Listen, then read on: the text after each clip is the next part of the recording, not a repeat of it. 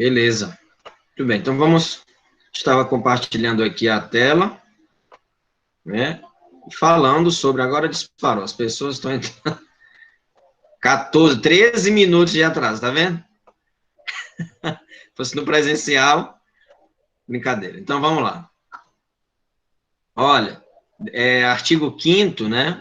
Como nós percebemos, é só para ilustrar, né? Não é que nós estamos aqui falando sobre direito constitucional, mas apenas para associar, né, a disciplina que nós estamos estudando à Constituição, né? A nossa lei fundamental, a nossa lei primordial, né? Então, o artigo 5º, que vocês vão, né, com mais frequência estudar, em constitucional, tem vários direitos que nós já até discutimos aqui, né? Já conversamos, né? Livre manifestação do pensamento, e aqui é um direito que é oriundo, assim, né, da Revolução Francesa, né? Ou seja, a liberdade de expressão, né? Com Rousseau, depois com Kant, e aí a autonomia também, né? A liberdade, né? Das pessoas falarem, das pessoas expressarem, tá? É importantíssimo aqui. Sendo vedado, é claro, o anonimato. É livre a expressão da atividade intelectual, artística, né, científica, comunicação, independente de censura ou licença, né? Então, questão da liberdade de imprensa, é muito importante aí, evidentemente, a própria Hannah Arendt fala sobre isso, a questão da liberdade de imprensa, né, dos meios de comunicação de massa, não está a serviço de uma pessoa ou de um líder, mas sim poder, né, ter liberdade, né, de expressar livremente opiniões, enfim. Né. Mais do que nunca, a liberdade, né, de informação e o acesso à informação está tão disseminado, né, tão, né, presente na vida das pessoas. Livre exercício, né, de qualquer trabalho, ofício ou profissão, de qualquer trabalho, né, de qualquer trabalho, ofício ou profissão, atendidas às qualificações profissionais a qual a lei estabelecer, né. Questão também do liberalismo, né, nós já falamos, está aqui no início, né, foi em 2019, a livre iniciativa, né, os valores sociais, dignidade humana, que nós estamos falando agora, né, sobre a luz, né, de Hannah Arendt também, vamos falar sobre direitos humanos, tá? Não promover, né, promover o bem de todos, sem preconceito de origem, raça, sexo, cor, idade, e quaisquer outras formas de discriminação, também, né, nós já falamos e conversamos, vocês irão perceber em Achille Mbembe também essa discussão, tá? Independência nacional, a questão dos direitos humanos, muito importante, né? A autodeterminação dos povos, né? Estamos aqui presentes na Constituição Federal, tendo sempre, né, a Declaração Universal dos Direitos Humanos, de 1948, a não intervenção, igualdade entre os estados, defesa da paz. Aqui, ó, é importantíssimo aqui Kant, por exemplo, o livro A Paz Perpétua fala sobre a questão da paz, né, entre as nações, o diálogo, né, sempre mantendo a questão da diplomacia, né. Primeiramente foi criada a Liga das Nações, e aí depois, no pós-guerra, 1945, 48, a Organização das Nações Unidas.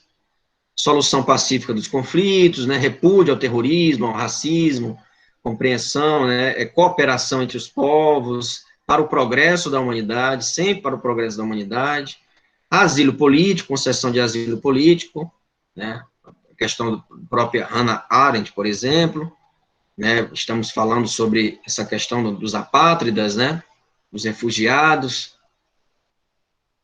Só para ilustrar, quando vocês estiverem lendo alguma coisa, algo, né, tentem sempre associar as teorias que nós estamos estudando, né, as teorias que nós estamos estudando. E, claro, uma ideia muito forte, que é o pluralismo, né, o pluralismo de ideias, de concepções pedagógicas, né, está no artigo 205, né, questão da educação, autonomia, né, do professor, autonomia também da escola, né, de concepções pedagógicas, desde que esteja de acordo, né, com a LDB, Lei 9.394, de 96, tá?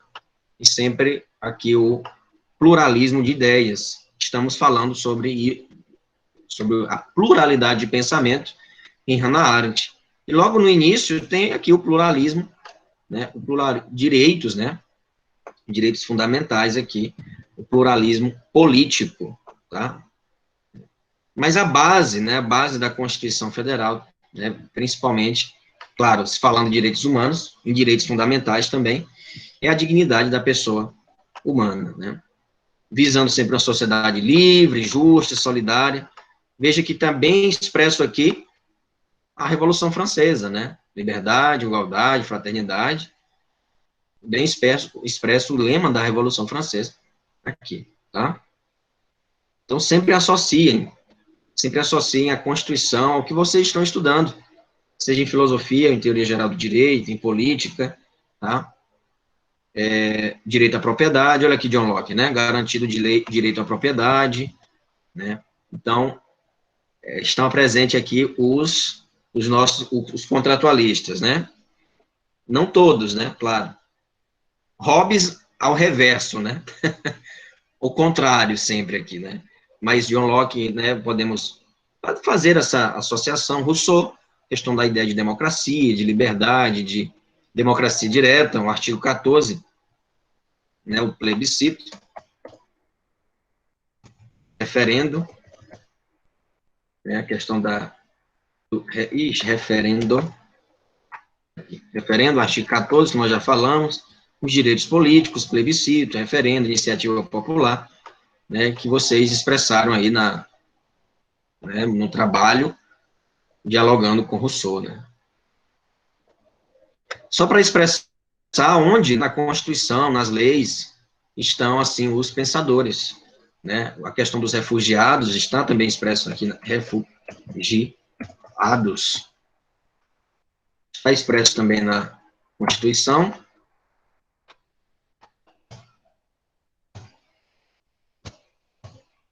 Professor, Diga.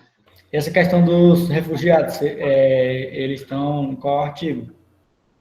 Pois é, eu estou tentando aqui pegar aqui. Acho que tem uma lei específica para eles, isso mesmo. Refúgio.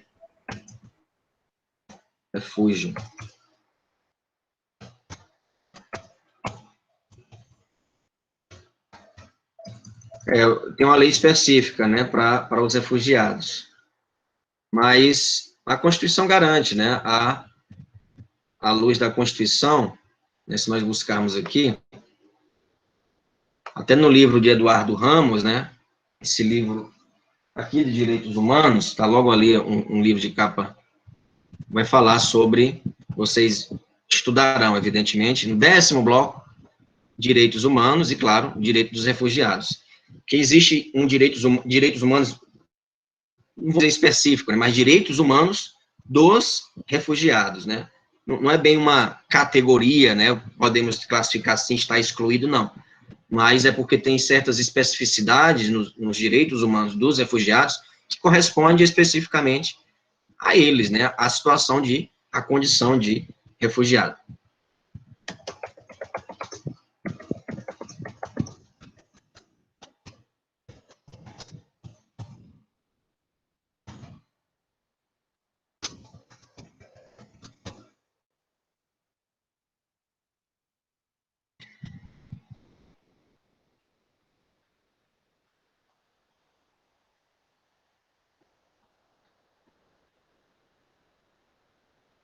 Inclusive, até nós contribuímos com a Assinou. Tem um artigo aqui, né, do TJ Ceará, que vai falar sobre isso. Depois eu posso divulgar para vocês, né, algum artigo nesse sentido, tá? Como nós estamos falando de Hannah Arendt, tá bom? Mas sempre, né, buscando, nós digitarmos direitos humanos, é só apertar um Ctrl F, né, que vocês vão, direitos humanos, né?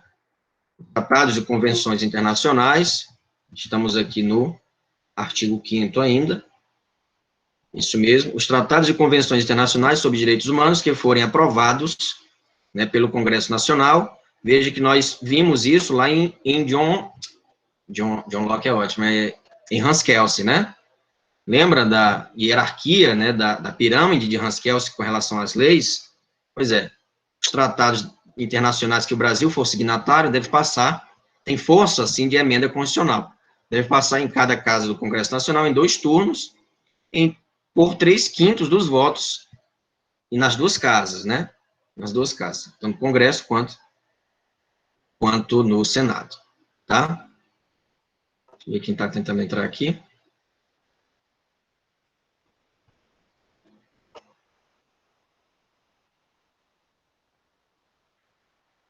Isso inclui também o direito dos refugiados, né? O direito dos refugiados. Então, a palavra, o termo direitos humanos aparece 4 vezes na Constituição. As causas relativas aos direitos humanos se refere ao artigo 5º.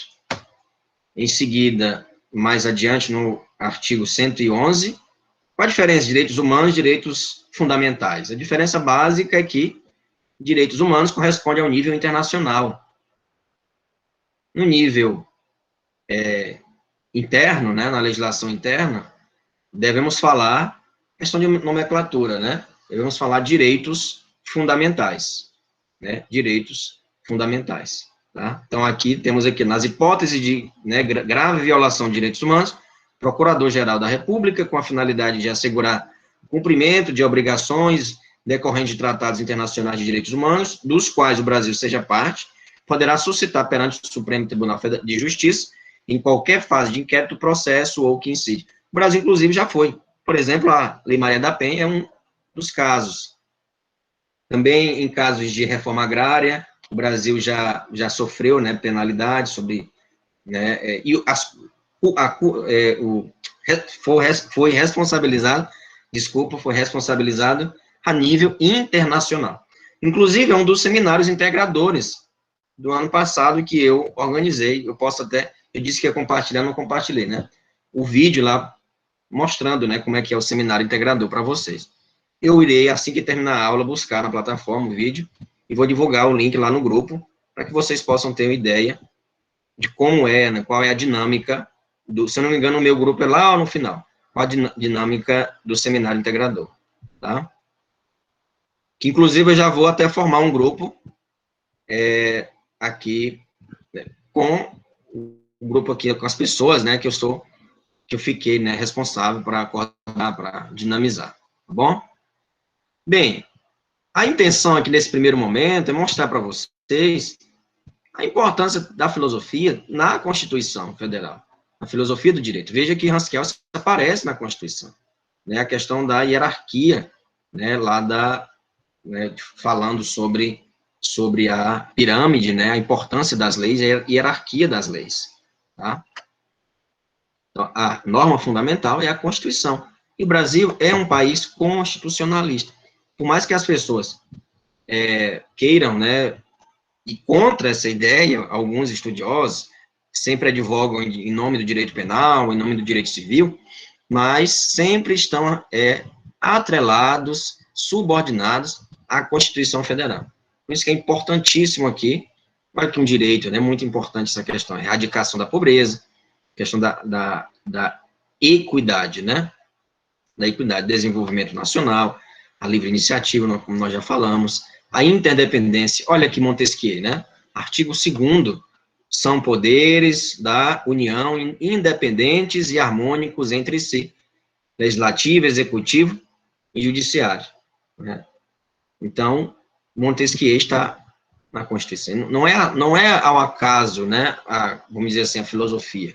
Não está aqui só para cumprir tabela no curso. Não, vocês ouvirão, né, sempre falar, mas sobre filosofia. O que acontece é que os estudantes costumam esquecer essa disciplina ao longo do curso, né? Pega o TCCs aí que caberiam, né?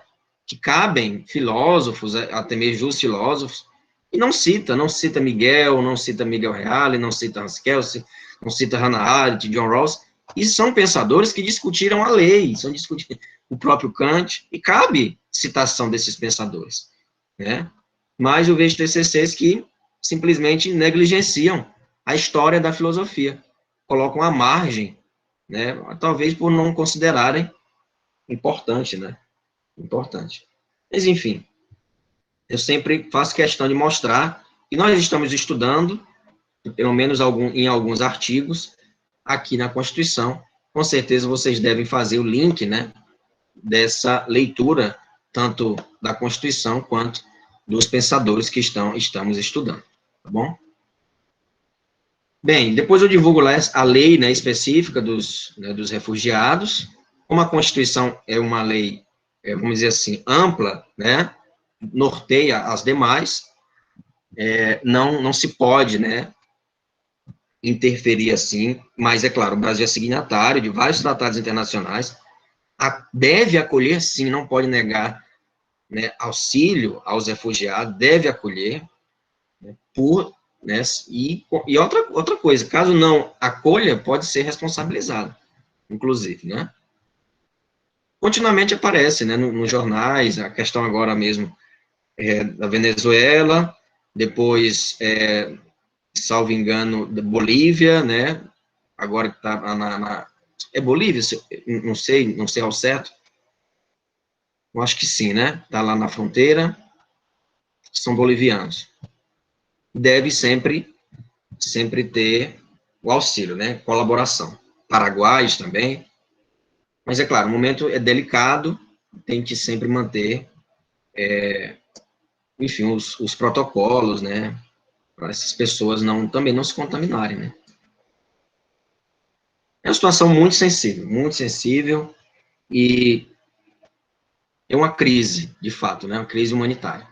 Bem, eu vou interromper o compartilhamento, vamos continuar a apresentação dos slides.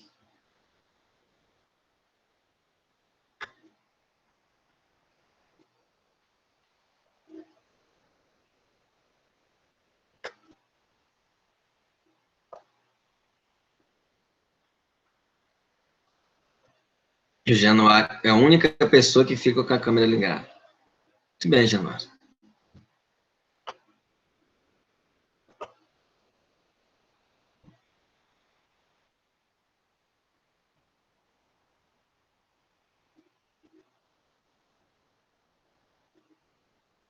O computador tá lento, rapaz.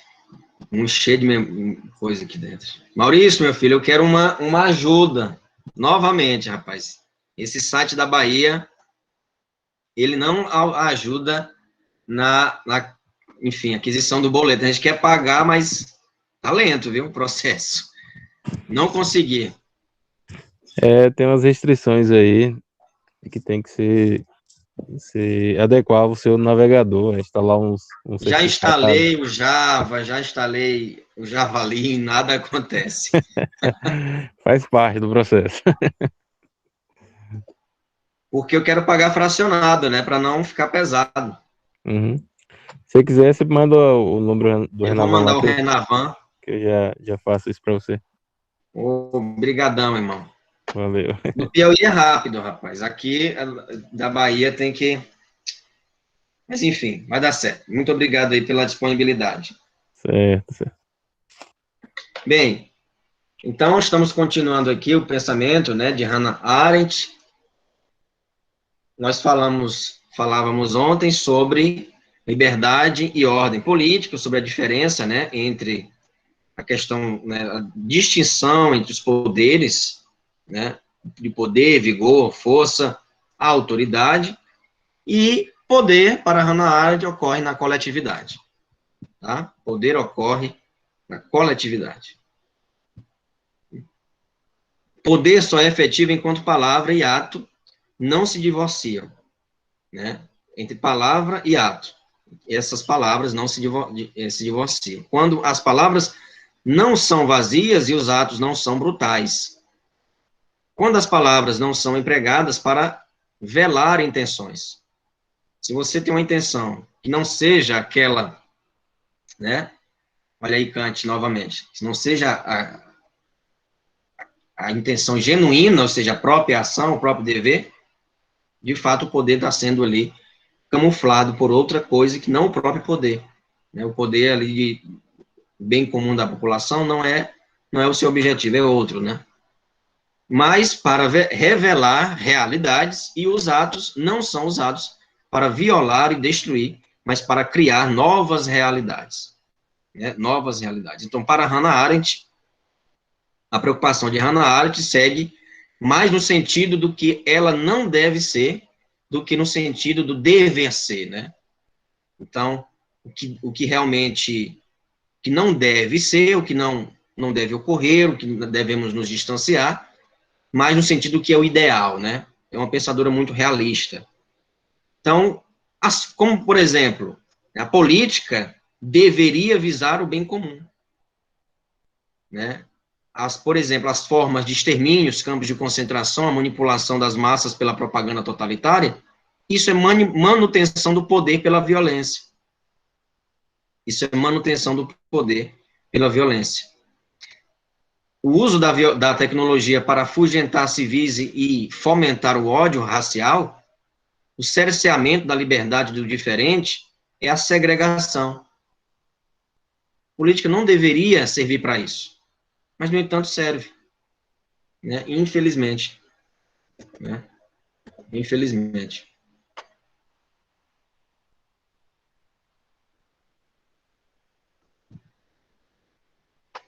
Aceitar aqui o Pedro Henrique e o Emanuel.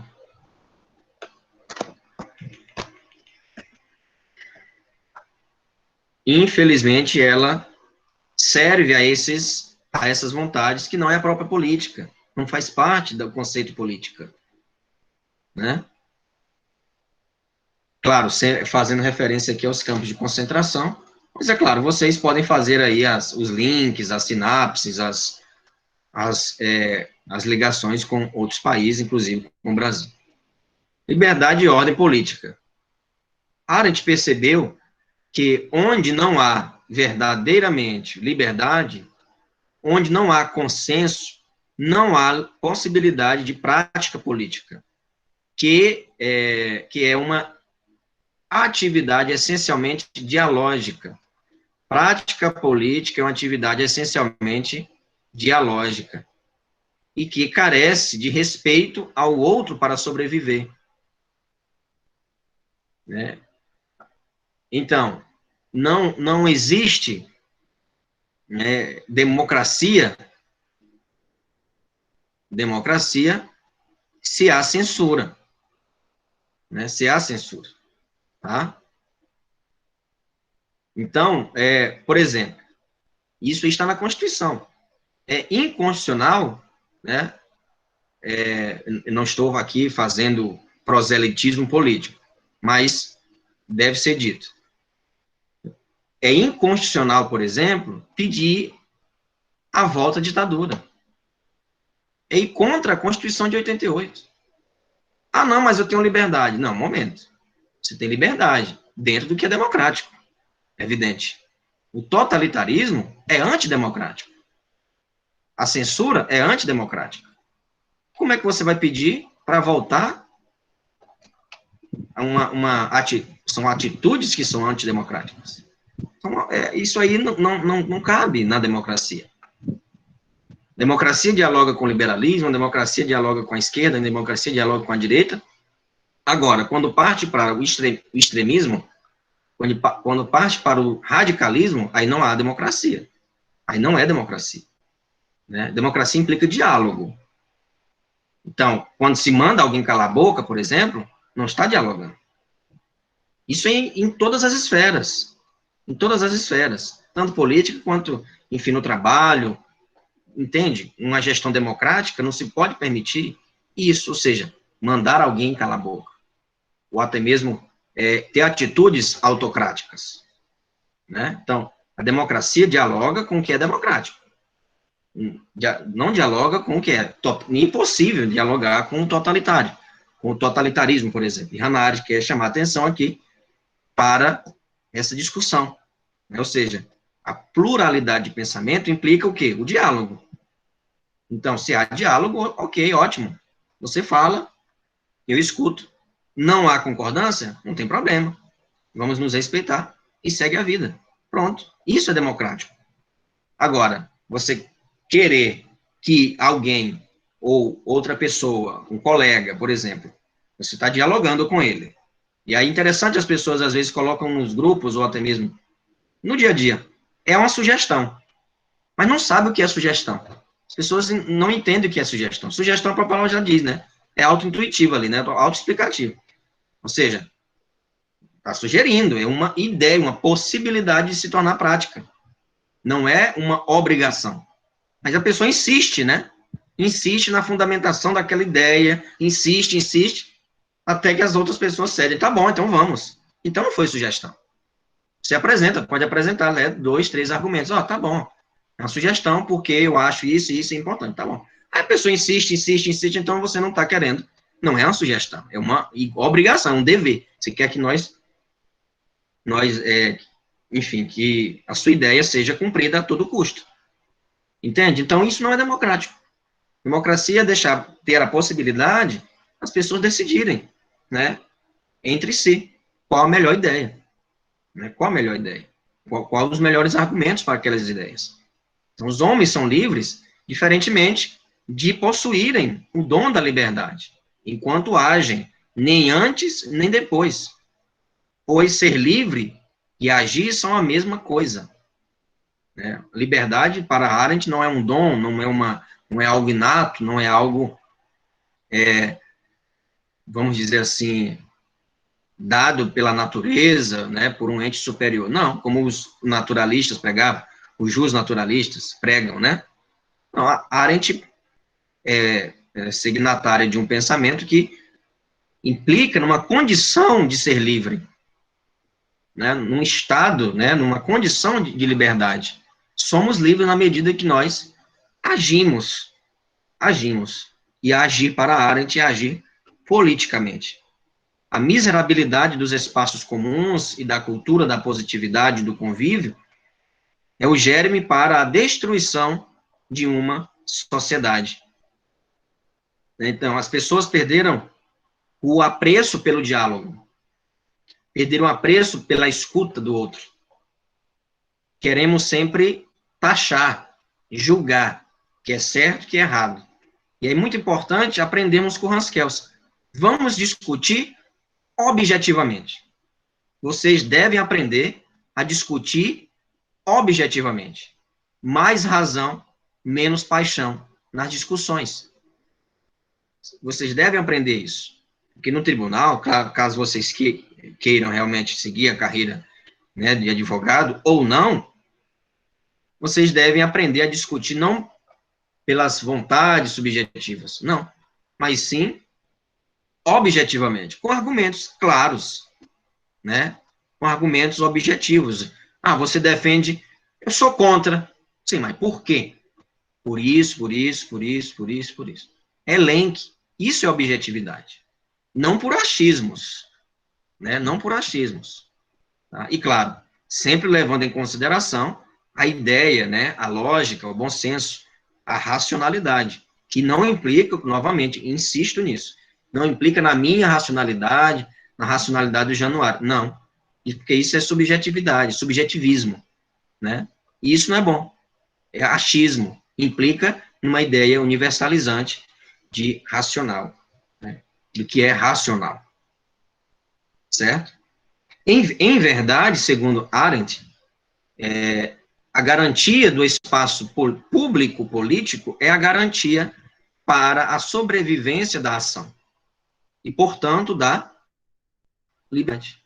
Então, ser um espaço político, ser um espaço público onde as pessoas possam dialogar, possam falar, possam debater, possam discutir, né?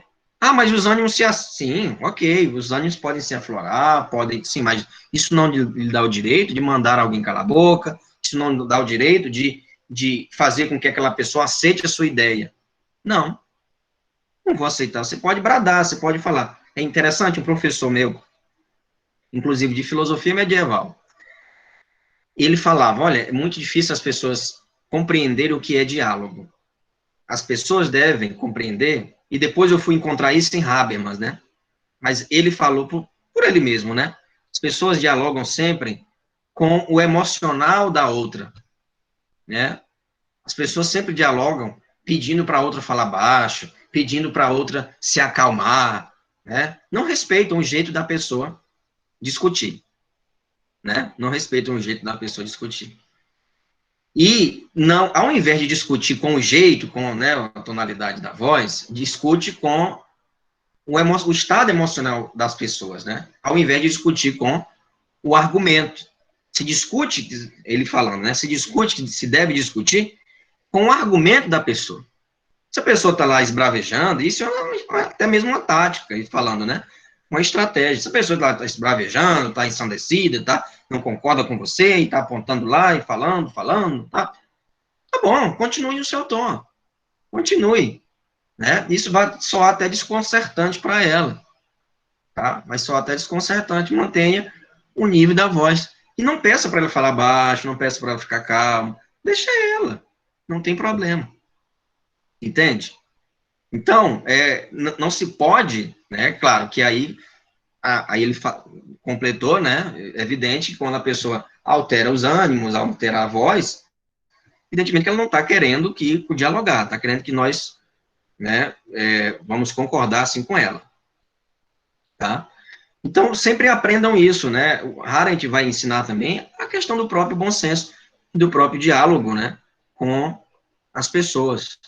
E não se dialoga, e a Habermas vai dizer, né, um filósofo que ainda está vivo, seus 80 e poucos anos, vai dizer que, olha, não se dialoga para vencer, se dialoga para conhecer, para aprender. Né? Se você percebe que a sua ideia não está racionalmente, né, nos moldes da racionalidade, ou não tem argumentos que, vamos dizer assim, combatam aquela determinada postura, não tem problema, você pode declinar. Você pode, interessante a sua fala, olha, não sabia desse ponto de vista. Isso é humildade. Tem que reconhecer. Mudar de posicionamento, né, sendo que você aprendeu naquele momento, não é errado, não, pelo contrário, é digno, né? Então, formas de degenerar a política e o espaço público. Quais são as formas de degenerar a política para Arendt? Castração das dimensões do espaço público que facultam a usurpação do poder, a manipulação da legitimidade popular do poder, bem como a sedimentação de ideologias extremistas, né, de ideologias que não dialoga só consigo, não tem abertura ao diálogo. Essas atitudes, né, e principalmente o fundamentalismo, essa atitude, ela degenera, ela realmente esfacela a política, esfacela o espaço público. Né? Deve-se sempre optar, né, pelo bom senso, pela cordialidade, pela fala, pelo diálogo, né, pela escuta, eu ouço, eu falo, eu ouço, eu falo, e ponto. Né? E se a pessoa vinha te interromper, não se chateie, fique em silêncio, deixa ela falar. Simples assim, né? Às vezes nós temos o hábito de sempre, deixa eu falar, você não deixa eu falar, né? Não, fique em silêncio. É uma estratégia. Simplesmente corte a sua ideia, fique em silêncio. E aí, quando ela terminar, então, vou continuar. Obrigado. E continua. Vai soar desconcertante para ela. Entende? Então, isso é também estratégia e educação. Né? Então ela quer falar, tudo bem, não tem problema. Ela fala. Isso eu aprendi muito com uma colega minha no mestrado, que toda vez que ela ia discutir com alguém, enfim, ela se calava. Ouvia e depois ela falava. E quando a pessoa interrompia, ela calava. Isso era tão desconcertante, até para a professora ela fazia isso. Era tão desconcertante que realmente deixava a turma assim, todo mundo em silêncio quando ela falava, porque ela respeitava o momento de falar, então ela queria também o respeito ali na fala, né? Então, a Arendt vai chamar a atenção para o uso público da razão, o que Kant já vai falar no texto, a resposta à pergunta com esclarecimento, se vocês leram aquele texto, Kant vai falar de dois usos da razão, o uso público da razão e o uso privado da razão, né? Arendt opta, evidentemente, pelo uso público da razão. Longe, é claro, do hermetismo acadêmico. Longe na dificuldade academicista, né? Ou seja, do discurso muito pomposo. Não, Arendt também concorda com essa visão que temos que escrever e falar de maneira simples, né? Para que o povo, para que as pessoas mais simples entendam. Tá? Entendam. Então, adiante, Arendt vai de falar, e aí, claro, eu sempre trago o pluralismo, né, como acabamos de ver, o pluralismo político na Constituição Federal, né, temos no artigo 1º, inciso 5º, e, claro, no artigo 206, o pluralismo de ideias, como nós já vimos anteriormente. Quem assistiu o filme, alguém assistiu o filme de Arendt, é legendado, mas creio que dá para tirar as ideias ali do que nós discutimos ontem. Ela vai cobrir, assim, aquele tribunal, né, o julgamento de Eichmann, né, o totalitarismo. E aí, quem leu, quem assistiu o filme, alguém teve tempo para assistir ou não? Fica a dica para final de semana, tá? Se ninguém assistiu, pode assistir final de semana, como forma, assim, de consolidar o pensamento. Se conseguir legendado, pode mandar no privado que eu posto lá no grupo, tá? Eu deixo o grupo fechado, porque as pessoas costumam, estava falando aqui no início, costumam falar, né, muito, não é um problema falar, não, mas às vezes acaba que se perde algumas mensagens, e para quem não tem tempo de ficar no WhatsApp direto, quando vai pegar o WhatsApp, que é uma coisa objetiva, vamos ficar correndo as mensagens ali, tá bom? Então, aí dessa forma atende todas as necessidades. Qualquer dúvida pode mandar no privado que a gente conversa. Segundo Arendt, o totalitarismo é uma forma de domínio radicalmente nova, porque não se limita a destruir as capacidades políticas do homem, isolando em relação à vida pública, como faziam as velhas tiranias, os velhos despotismos, né? Ou seja, a monarquia, né? A questão do próprio Alexandre, né? As tiranias, enfim. Mas tende a destruir os próprios grupos e instituições, né, que formam o tecido das relações privadas do homem, tornando isso qualquer forma de totalitarismo, né, de esquerda, de direita, não importa, né, tem sempre essa disputa idiota, que é uma discussão idiota, dizer que o stalinismo, né, enfim, o comunismo é bom, é melhor, o socialismo, não, qualquer forma de extremismo. Porque de esquerda vai ser melhor. Não, é errada. É errada. Qualquer forma de totalitarismo, qualquer forma de fundamentalismo, isso eu aprendi muito com o Norberto Bobbio, né? É errada. Não importa. Porque nazismo foi de direita. Não importa, eu não quero saber se ele foi de direita, foi de esquerda, foi de A, foi de B. Não. É errada. Qualquer forma que ceifa vidas, que castra liberdades, é errada. Isso não torna a política, de fato, política. Isso é outra coisa não política, né? Na visão de Arendt e na minha visão também, né? Não é política essa forma de fazer acontecer, né? Tá? Então, está utilizando o poder para outra coisa, e não para atingir ali o que, de fato, os direitos, né? Garantir os direitos às pessoas. Tá? Então, forma o tecido das relações e destrói tudo que pensa contrário a ele. Né? Então, o totalitarismo não é, insisto, seja de Stalin, seja de Hitler, não importa. Né? Seja de Mussolini na Itália, não importa. É totalitarismo, é fundamentalismo, cerceia os direitos fundamentais do indivíduo, é uma espécie de tirania, é uma espécie de totalitarismo. Então, não é democracia, não tem diálogo com a democracia. Né? Não faz parte, né, do contexto e do ciclo conceitual da própria democracia, né?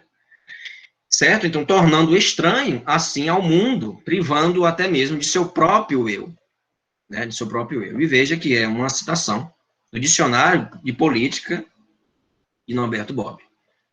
Tá bom? Então, a própria insuportabilidade dos sistemas políticos, bem como da vida em sociedade, e que criou, né, os germes favoráveis à proliferação do totalitarismo, né?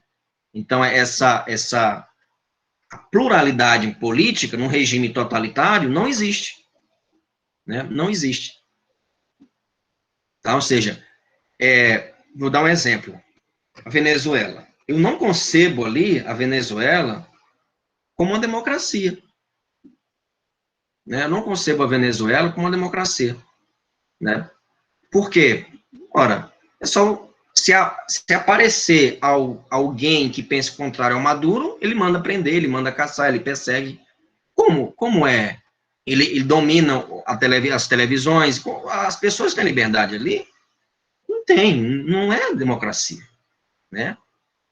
Alguns cientistas políticos advogam, porque é democracia, porque... Me explica, tem ali a garantia dos direitos individuais, a garantia do pluralismo político, quais outros partidos que podem concorrer à eleição? Só aquele homem que ganha? Como assim?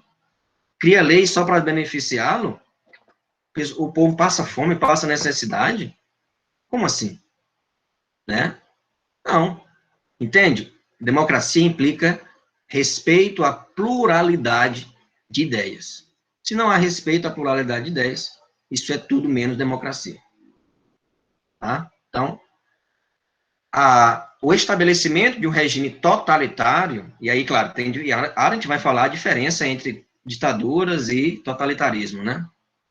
Requer a apresentação do terror como instrumento, um regime totalitário utiliza, né, as ferramentas, né, que possuem, né, ou seja, televisão, rádio, cinema, tudo, para implantar o terror, né, implantar o terror como um instrumento necessário para a realização de uma ideologia específica, que é no caso de Hitler, no caso da Alemanha nazista, tá?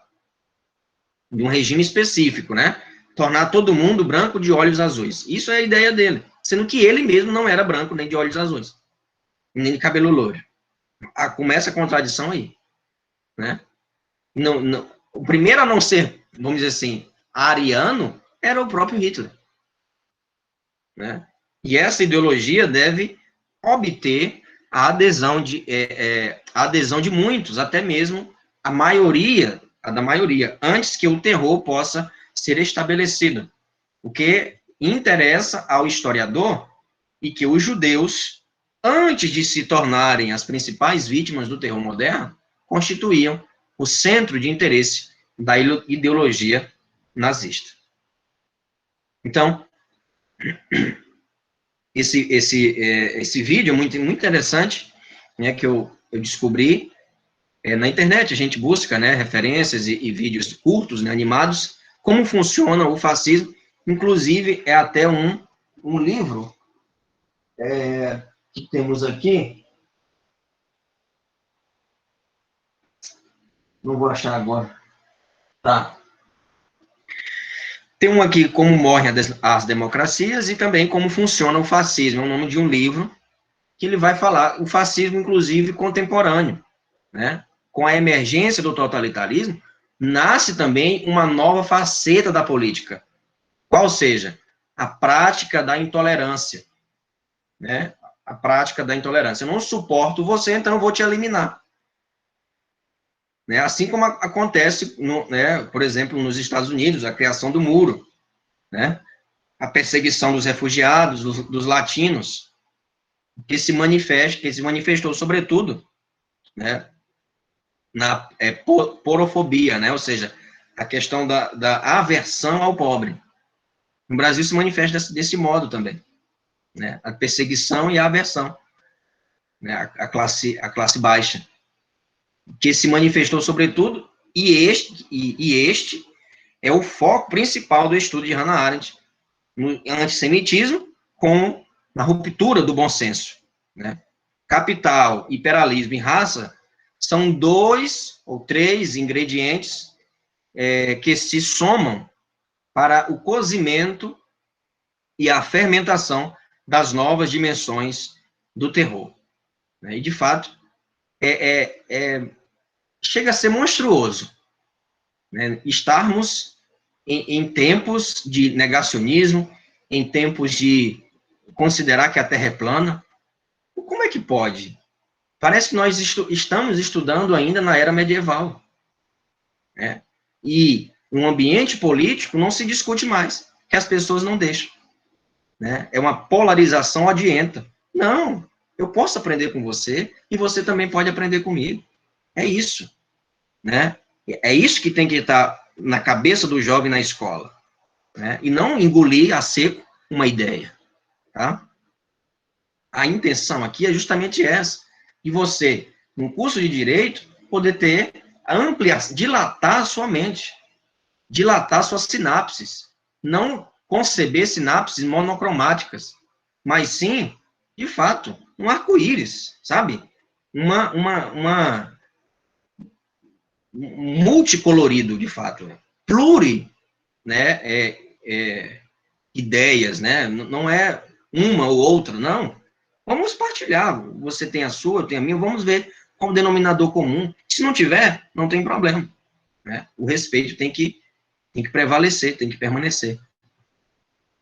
A história do antissemitismo, como a história do ódio dos judeus, aos judeus, isso se reveste no ódio dos refugiados hoje em dia, né? Na perseguição, por exemplo, de professores, né? Perseguição de professores. No início, vocês podem perceber, filmava os professores. O professor tem liberdade de cátedra, ele pode falar na sala de aula. Ele está ali não para doutrinar ninguém, não. Eu nunca fiz isso em sala de aula, né? Não para doutrinar, mas para apresentar caminhos. Apresentar caminhos. O estudante é que escolhe, né? Escolhe o caminho. Para onde você quer ir, Alice? Não sei. Então qualquer caminho serve. Então apresenta-se os caminhos. Então você vai dialogar com esses caminhos apresentados para construir o seu próprio caminho, que isso é autonomia. O que a LDB fala? A LDB diz que no ensino médio tem que construir capacidade, o estudante tem que sair do ensino médio com capacidade crítica, né? E não amorfo, né? Não ser amorfo, mas sim com os instrumentos cognitivos necessários para uma discussão, né, para uma coisa interessante. Por exemplo, estávamos em Formosa, rapidamente, acho que a gente vai precisar de outra aula. Mas, enfim, é uma pensadora que implica muitas discussões. Estávamos lá em Formosa, já até contei essa história aqui, né, mas um estudante chegou, né, a questão do telhado, já contei, né, a escola não tinha telhado, o pátio da escola, e questionamos, né, os estudantes se manifestarem até que o prefeito ouviu. Outro fato curioso foi um estudante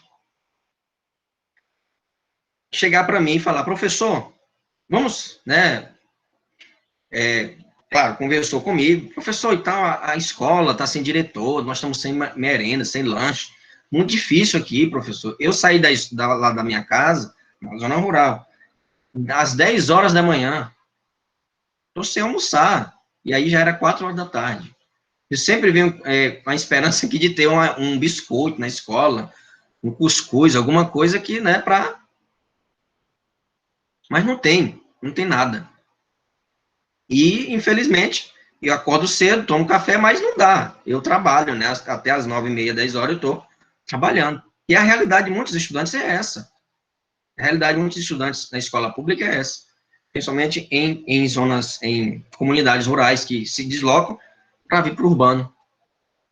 E ele sugeriu, né? Olha só, e aí o professor tem que chamar a atenção do aluno, né? Professor, vamos queimar a prefeitura. Opa, peraí. Queimar como você quer queimar? Qual o sentido que você utilizou? Calma, professor. Não é esse sentido, mas qual o sentido você está utilizando? Então, vamos conversar. Qual o sentido que você está utilizando? Não, até a fogo ali, alguns pneus. Não, peraí. Não é por aí que se conversa. Isso aí você está cometendo. Queimar existe vários sentidos. Né? Queimar existe vários sentidos. Como assim? Existe o sentido físico, né? Você atear fogo, atear ali, né? Um objeto. E aí você está cometendo um crime. Patrimônio público. Ali são os seus impostos. E essa discussão foi para a sala de aula. Eu não limitei aquele estudante, porque fazia ser necessário os estudantes entenderem que aquele prédio ali foi construído com dinheiro próprio. Por isso que eu acho importantíssimo que nas escolas tenham essa disciplina, direitos fundamentais, ou qualquer outro nome.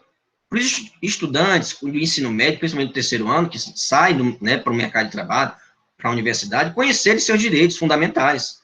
Introdução ao direito constitucional, introdução aos direitos humanos, alguma coisa do tipo. Tenha noção de que é direito, de que são deveres. Né? Não questão de moral e cívica, que isso aí é passado, mas uma liberdade para que eles possam discutir e perguntar. E eu fui falar, ó, existe esse sentido físico, né, o literal, e queimar via rede social, que também é calúnia, é difamação, é errado. Né? Vou queimar, rapaz, você está queimado. Isso é um sentido, outro sentido para a palavra queimar. Mas podemos, né, ressignificar esse sentido numa perspectiva filosófica, né, como professor de filosofia, uma perspectiva de reflexão. E aí os estudantes começaram, como assim? Vamos fazer um texto, vamos fazer um manifesto, né, e alguém grava um vídeo. Ah, professor, tem que ser 30 segundos, que é para caber nos stories. Olha o potencial aqui dos estudantes. Né? Olha o dinamismo e as estratégias políticas dele. Tá vendo? Então, assim, pode ser bobagem, pode ser besteira, né? Mas o simples fato do estudante chamar atenção, né, para a palavra e essa discussão ir para a sala de aula e sabermos, assim, discutir o que é o significado da palavra queimar, né? Alheio a qualquer, vamos dizer assim, filosofia ou teoria filosófica, não. Vamos dialogar. No dia a dia, você não fica citando pensadores, né, para se achar o sabidão. Não. Você dialoga, mas mais do que dialogar, o senso crítico tem que aparecer. O que está por trás ali das palavras tem que aparecer. Né? A metalinguagem tem que aparecer. Então, isso foi uma discussão muito prazerosa. Chamar a atenção de vocês, aqui, né, no ensino superior, na educação superior, justamente para isso. Para despertar a criticidade. Não ficar presos a teorias, entende? A fundamentalismos. Mas sempre ter a possibilidade do contraditório. Não da contradição, mas do contraditório, ou seja, da ideia contrária. Querer saber e aprender com uma ideia diferente, né, que você possui, né? Que você possui. Entende? Então, a perspicácia tem que surgir no ensino médio, que infelizmente hoje está um pouco deficitário, né? Não somente pela pandemia, mas antes disso já estava deficitário. Né? Antes disso já estava. Né? E não culpa o governo atual, não. Outros governos também. Né? É uma educação do século XVII, carteiras enfileiradas. Não existe mais isso, gente. Carteiras enfileiradas. Até o horário da aula tem que diminuir. 50 minutos ali tem que se tornar 40. Por 10 minutos ali, os estudantes comentarem, debaterem, né? Como é despertar o interesse longe do celular. A aula tem que ser atrativa. A aula, o professor passar a aula toda lendo, isso não vai, os estudantes não vão ter um entusiasmo para participar da aula. A aula tem que acontecer no teatro, tem que acontecer na rua, tem que acontecer na praça, tem que acontecer na prefeitura, os estudantes têm que visitar a Câmara de Vereadores, enfim, tem que conhecer os espaços públicos, né? Dando esses exemplos, que tudo isso que eu acabei de falar, nós fizemos em Formosa, né? Nós fizemos em Formosa. Falando isso, eu falo com empolgação, porque faz parte da minha pesquisa, né? A minha pesquisa teve esse tom político, teve esse tom de fato, de despertar nos estudantes o interesse, não somente pela política, mas pela vida. A vida acontece no espaço público. Então, se você é um pateta, se você sai do ensino médio, um bobalhão, as pessoas vão passar as pernas em você. Isso é num negócio, na administração, num negócio que você for criar, for um emprego, algum patrão vai passar as pernas em você. Então, tem que chamar atenção para problemas reais, né? A escola tem que se tornar mais próxima da vida do estudante, da vida real. Não ficar preso a manuais, que é importante, claro. Teoria é importante, evidente. Mas não somente isso, né? Não somente isso. Enquanto os estudantes estão lá com algo mais interessante no celular, o professor está lá,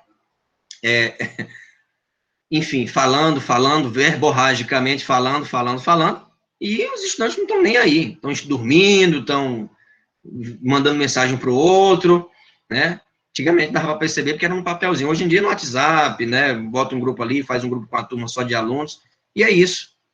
Então, né? E aí? A aula, eu estou prestando atenção, estou aqui, né? Mas volta e meia eu olho para baixo, estou mexendo no celular. E aí? O professor vai...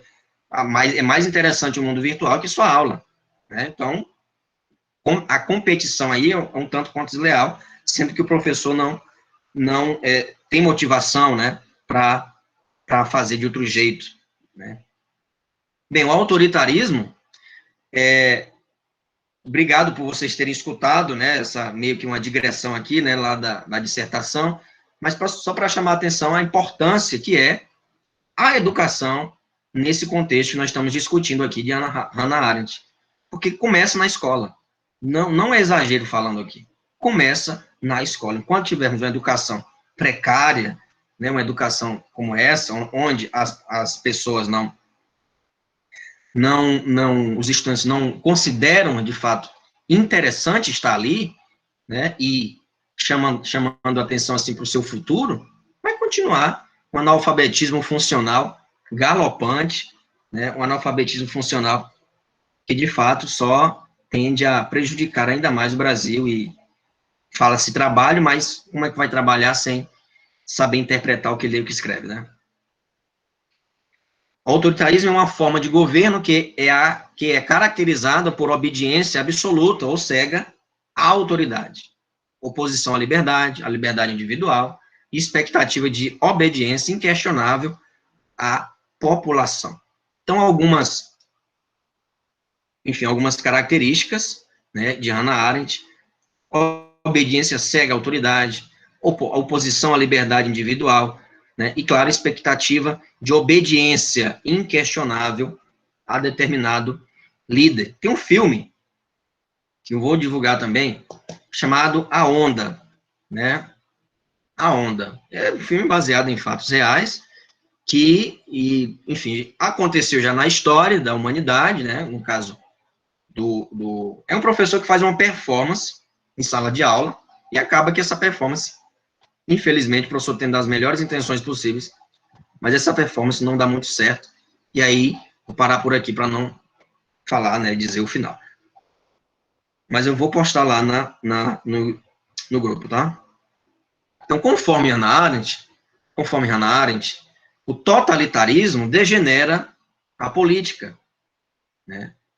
Nunca houve algo parecido na história. E ela fala, olha, o totalitarismo, Hitler e de outros regimes, né, na Rússia, né, na Itália, o totalitarismo, ele, de fato, é a degeneração. Por que tem essa diferença entre Rússia, Itália e o nazismo? Porque o totalitarismo, via Hitler, ele é uma ideologia que prega o antissemitismo, que prega a aniquilação de pessoas, né? Tornando, assim, uma nação, um Estado-nação, como tendo um modelo imperialista, onde vai ter um líder, mas as pessoas têm que ser iguais, né? Fisicamente e mentalmente. Entende? Então, por isso que se distingue, né, entre os dois são bárbaros, os três são bárbaros, mas o de Hitler foi mais severo devido a essa perseguição, né, esse aniquilamento de mais de 30 milhões de pessoas. Caracteriza-se pela busca incansável por inimigos, né? Se não tem inimigos, eles criam. E aí os judeus, eles criaram um inimigo. Os judeus são inimigos. Inimigos de quê, gente? O que fizeram? Não há registro na história que os judeus tenham feito, né, um massacre, falaram, tá? Na Alemanha, como? Onde? Né? Para serem destruídos, minorias a serem liquidadas. E aí não só judeus, homossexuais, negros, né, latinos, enfim, pessoas que não se adequaram ao estereótipo nazista, não sobreviveriam. Tá? O totalitarismo né, sinônimo de degeneração política. A distinção entre ditaduras autoritárias, e aí, claro, Hannah Arendt vai fazer essa diferença, né, entre ditaduras autoritárias e ditaduras totalitárias, foi criada por Arendt no livro A Origem do Totalitarismo, tá? Sendo que há características comuns a ambos os tipos de regimes, tá? E vocês podem observar, né, seja ditaduras ou regimes totalitários, né, tem, vamos dizer assim, uma divinização pelo seu líder, né, pelo seu líder. A subordinação dos poderes judiciário e legislativo ao poder executivo. Veja o que o Putin fez agora na Rússia. Ele alterou a lei para dar mais tempo para ele, né, permanecer no poder. Ele mandou prender um repórter lá que era opositor. Isso não, tá vendo? Não tem transparência, não tem. Até hoje não se sabe ao certo os passos da Sputnik, né? Como foi produzida a Sputnik. É por isso que a Anvisa está barrando. Está certo de barrar. Como é que faz? E aí, o terceiro passo, que é o principal, que é a testagem em seres humanos e tal, para ver se realmente está reagindo. Cadê esses dados? Tem falhas. E a Anvisa sempre apresenta ali um relatório assim como também na Índia, né? Não tem transparência. Então, a repressão a toda e qualquer oposição política e ideológica ao governo. Né? Tem oposição. Um rapaz quase morre envenenado, né? Foi comer, tomar alguma coisa, e ele quase morre envenenado, né? No voo, né? Enfim, foi às pressas, toda a comunidade internacional se mobilizou contra essa atitude, né? Do Putin. De acordo com Arendt, a diferença básica é que o autoritarismo tenta forçar o povo à apatia, à obediência passiva e à despolitização, enquanto o totalitarismo, né, busca mobilizar a sociedade civil de cima para baixo, para moldá-la e impor ao povo uma obediência ativa e militante ao status quo, ou seja, ao estado de conformidade, condicionada pela adesão à ideologia oficial, né? A ideologia oficial. Temos aqui o totalitarismo e, claro, o autoritarismo via ditadura, né? Forçar o povo à apatia, à obediência, né? A obediência, certo? E o totalitarismo busca mobilizar a sociedade civil de cima para baixo, ou seja, moldá-lo, impor ao povo a obediência ativa, né? Tem que defender, por exemplo, na Coreia do Norte, se sua casa estiver pegando fogo, você não tem que salvar móveis, não. E nem seu filho, você tem que salvar o quadro do ditador. Então, veja, tá cerceando, não é uma democracia. Não tem ali acordo, né? Falta até papel lá para escrever, para redigir uma carta. É censurado, tudo é censurado. Tudo é revistado, né? Não se ouve falar como está a pandemia lá. Por quê? Imprensa lá é limitada, é passado pelo crivo do governo. Tudo é passado pelo crivo do governo. Entende? Desse modo, entre essas diferenças, há destaque para a ideologia racista, a eugenia, no sentido do totalitarismo, né? Colonialista da ditadura nazista, por exemplo. Em contraste com as instituições do Estado multinacional da União Soviética. Outro contraste importante é a defesa da propriedade privada, né, capitalista pelos nazistas e fascistas, em contraste com o governo, com o sistema socialista. Né? Então, o regime nazista e fascista, né, o alemão e italiano, eles impulsionavam a iniciativa privada.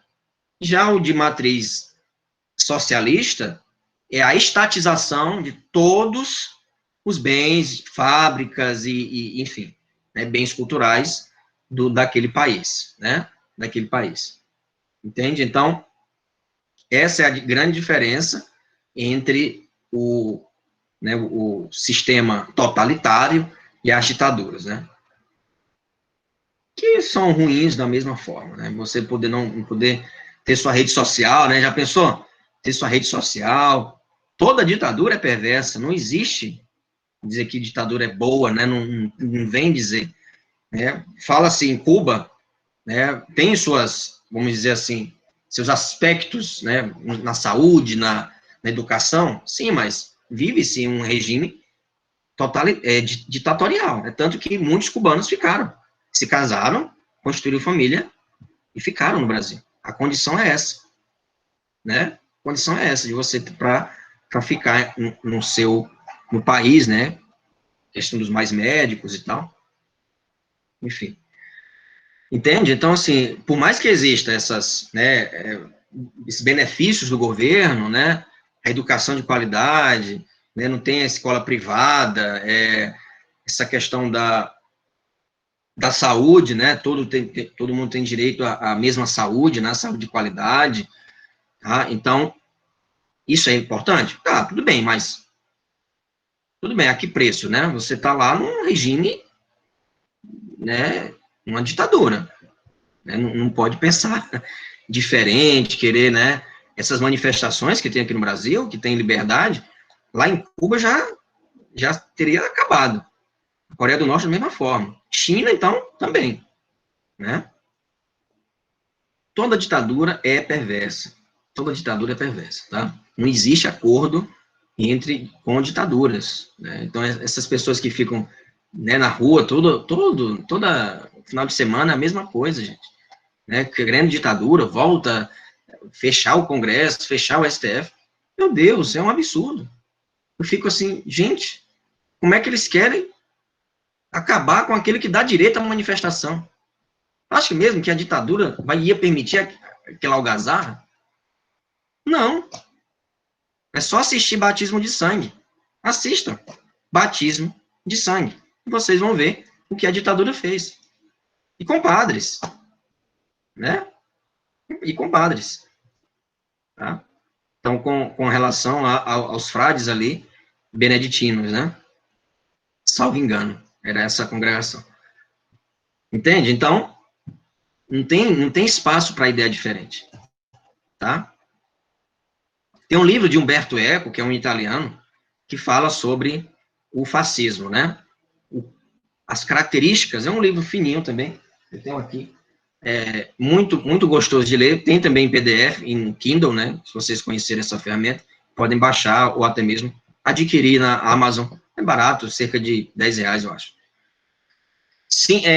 Sinais de alerta ao regime fascista. O culto às tradições, né, e às raízes, o abuso do medo ao diferente, perseguição ao diferente, um constante estado de ameaça, as pessoas vivem ameaçadas, não podem, né, sair à rua, não pode pensar diferente, a imprensa, por exemplo, né, não importa se ela está falando mal, falando com bondade, ou né, inventando notícia falsa, isso você tem que apresentar um processo, tem que denunciar, tá, inventando uma calúnia ali, e não agredir, né, e não agredir. Isso aconteceu aqui, aconteceu nos Estados Unidos, acontece na Rússia, aconteceu já na França, né, em países que se dizem democráticos, né, a exaltação à vontade popular, da vontade popular, né, e aí onde vem? A voz do povo é a voz de Deus.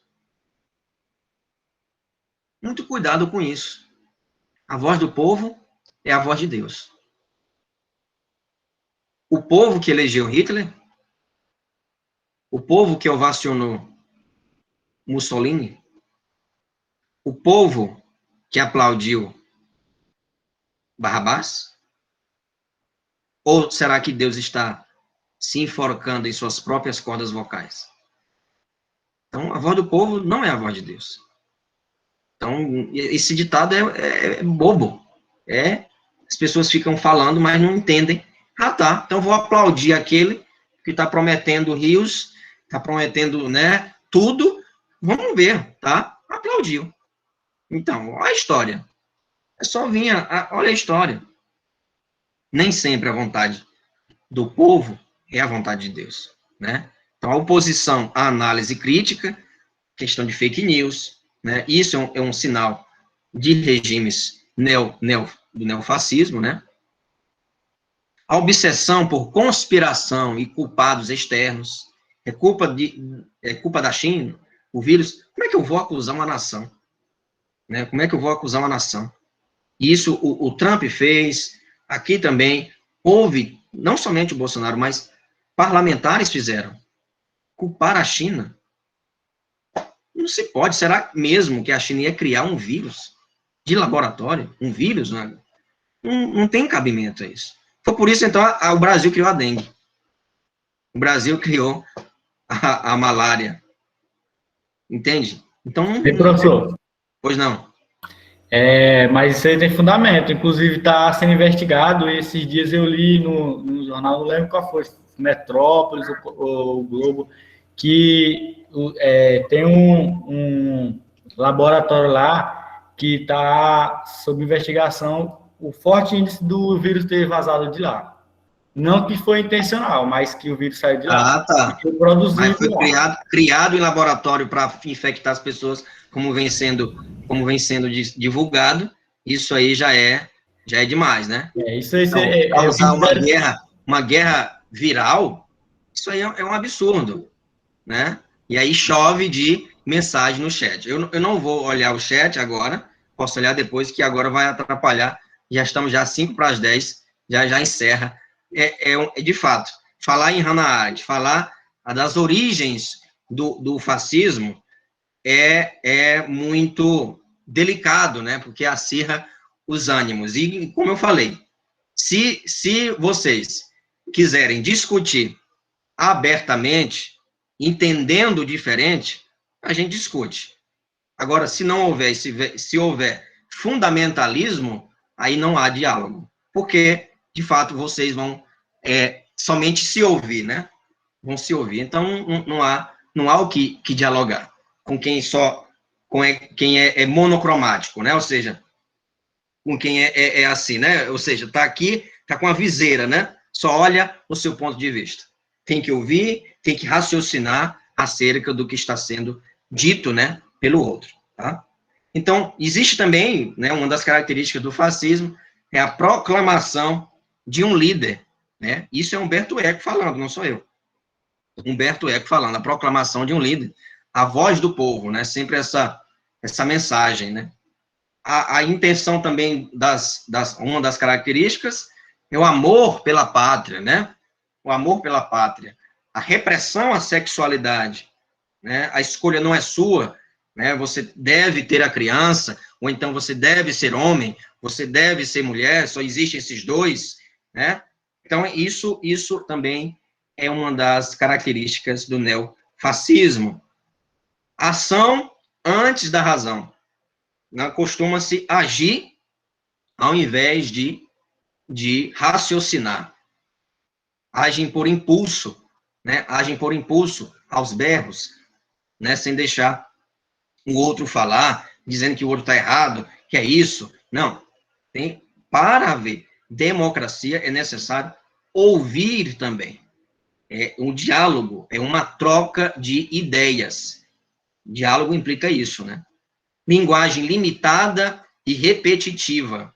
Não sou eu que estou dizendo, é Humberto Eco. Tá? É só você buscar um livro dele que as origens, as características, os sinais do fascismo. Não vou achar aqui. Está em algum lugar. Tá, achei. Está aqui o livro Fascismo Eterno, né? Fascismo Eterno. Esse é o livro de Humberto Eco, que tem essas características. Convido vocês à leitura, tá? Então, a linguagem limitada, repetitiva, né? Apelo à classe social frustrada,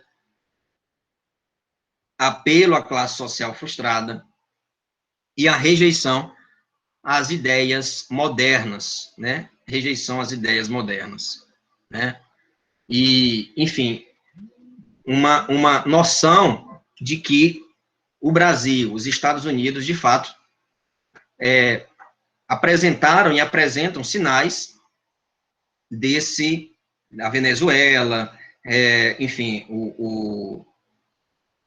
a China,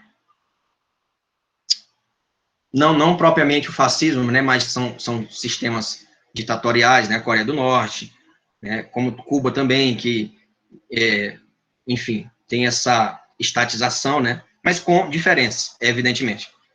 Tá bom? Então, 10 horas, Fascismo Eterno, como eu falei para vocês. Esse é o livro de Humberto Eco. Tá certo, gente? Então, vamos continuar a discussão, e aí, na próxima aula, vocês fundamentam, né, para a gente discutir, conversar, né, se discute, sim, se dialoga, sim, sobre política, e aí, como nós falamos, né, o filme A Onda vai apresentar para vocês também, né, esses estilos, como funciona o fascismo de Johnson Stalin, esse livro, né, como funciona o fascismo, a política do nós e do eles. Muito, muito bom esse livro, né, e esse filme também levanta muitas discussões, tá? Então, como funciona o fascismo. No governo Trump, teve até uma noção, né, de ter um ressurgimento da Ku Klux Klan. Olha que absurdo, né? Uma seita, já estava quase que extinta, mas houve reapareceu, né, surgiu a Ku Klux Klan, né? E aqui no Brasil, da mesma forma, né, pessoas que se consideram puras, são né, querem, né, mutilar, querem agredir quem não se adequa aos estereótipos enfim, de determinado grupo, né? São os skinheads. Então, deixa eu só ver aqui o chat agora, né? Porque quando eu estou apresentando, não dá para ver aqui a mensagem, né? Como usou, né? Deixa eu só abrir aqui para poder ler aqui as mensagens e dar crédito também à escrita. Não está abrindo aqui, só um instante. Mas podem falar, se vocês quiserem, podem falar, tá? Sei que já são 10 horas. O professor Carlos Souza, ele vai até às 10h10, né? As aulas dele no presencial, pelo menos, era assim. Professor, no caso aí do Humberto Eco, segundo a definição dele do que é ser um fascista, aí seria a junção de todas essas características, né? Características específicas não seria um fascista, segundo ele? Não, né? Mas existem germes, né? Germes do fascismo, né? Não todas as características, mas 2 ou 3, 4, 5, até mais características ali, podemos perceber, sim, no governo. No atual, né? Collor também, não é de agora, falando do atual, porque, claro, evidentemente, estamos vivendo esse momento. Mas Collor também, ele teve esse apelo à pátria, né, esse apelo pela figura dele, né, por ser um homem bonito, né, por ser um homem para os padrões daquela época, do mesmo modo, ser brancos, né, ser de classe alta, ter, assim, a propaganda política dele era muito patriótica, né, você pode observar, é muito parecido com o de agora, Donald Trump do mesmo jeito, né, em outros países da América Latina também, teve esse apelo, né, ao patriotismo, né, o país, né, acima de tudo, Deus acima de todos. É um slogan que é um germe, segundo Humberto Eco, sim, de uma ideia fascista ainda, né.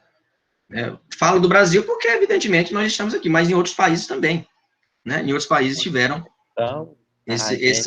essas características, né. Não dizer que é um regime fascista. O Brasil hoje, então, vai regime fascista. Não, nós estamos vivendo um regime democrático. Apresenta-se características, observe. Não estou aqui comparando o governo de Trump, de Bolsonaro, o de Putin, ou até mesmo da França de 2016, com o nazismo. Não, o nazismo foram milhões, né, de mortes. Mas apresenta esses países, né, os governantes, apresentam assim, um apelo muito grande a essas características, né, É só vocês raciocinarem, né, deixarem a paixão de lado, né, deixar a paixão de lado e, de fato, professor, realmente, tem apelo né, a religião, né, tem apelo à religião, tem apelo ao Deus, né, tem um proselitismo, né, religioso, tem aí a questão do patriotismo, né, muito aflorado, né, tem a questão da mídia, tem a censura aos repórteres, né, a transmissão, a própria transmissão dele via, né, Instagram ou YouTube, né, denota que a exclusão das mídias, da televisão, né, a própria posse dele, como não foi pelas televisões, né, foi pelo próprio YouTube, né, logo de cara ali, ele quebrou todos os protocolos, todas as liturgias, né, então, penso que deve-se ter essa reflexão, né, estou aqui, né, defendendo ou sendo contra, mas apenas apontando caminhos, né, possibilidades de reflexão, para que possamos, assim, discutir, refletir, tá bom?